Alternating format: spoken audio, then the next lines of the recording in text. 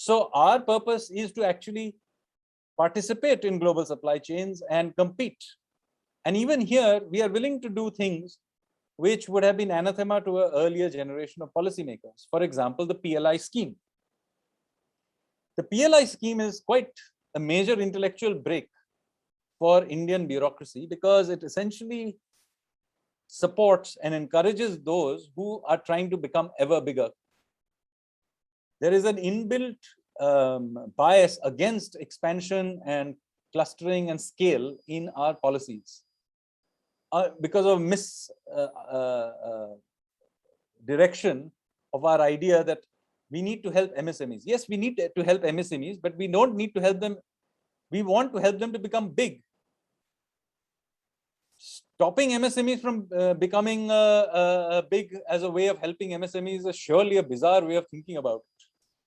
The point about helping MSMEs is to make them bigger, not to keep them as midgets. So you will see that in the economic survey, we in fact use those terms.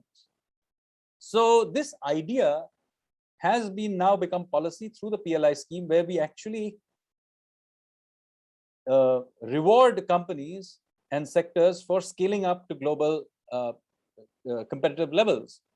And you can see that that has been quite successful in electronic type things. We have now introduced it in textiles just 2 days ago, and many other sectors as well. And let's see what happens. Now, not all of them will succeed. That's fine.